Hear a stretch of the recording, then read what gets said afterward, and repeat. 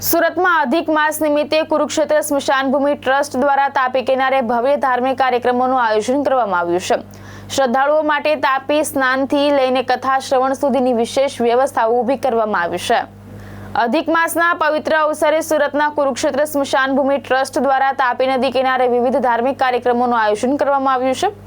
તાપી સ્નાન માટે શ્રદ્ધાળુઓ અને સુરક્ષિત ઘાટ તેમજ મહિલાઓ માટે અલગ ચેન્જિંગ રૂમની વ્યવસ્થા ઊભી કરવામાં આવી છે।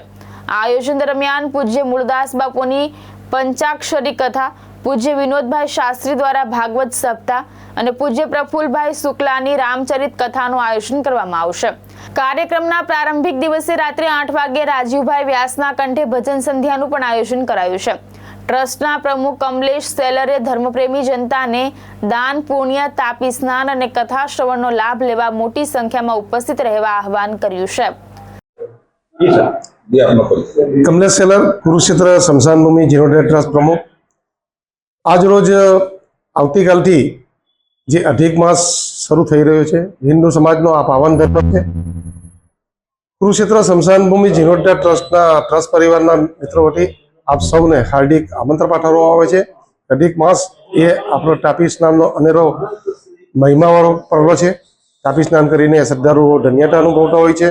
કુરુક્ષેત્ર પરિવારે સ્નાન માટેની સારી વ્યવસ્થાઓ, ચેન્જિંગ રૂમ સહિતની વ્યવસ્થાઓ ઊભી કરી છે અને આ સાથે કથાના માધ્યમથી ભક્તિભાવનો માહોલ ઊભો થાય। આવતીકાલથી જ પૂજ્ય મૂળદાસ બાપુની પંચનિષ્ઠાના રાજાઓની આધારિત 5 દિવસની કથાઓ છે।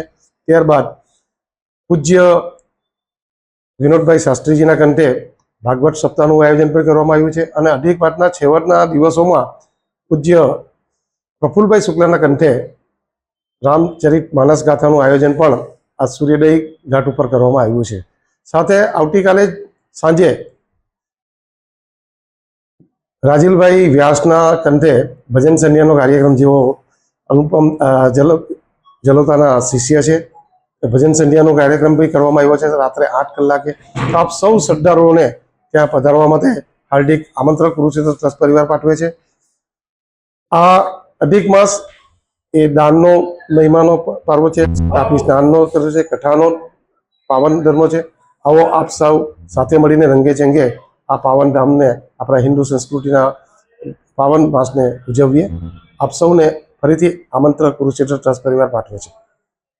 ભાવેશ ઉપાધ્યાય, દ્રષ્ટિકોણ ન્યૂઝ, સુરત।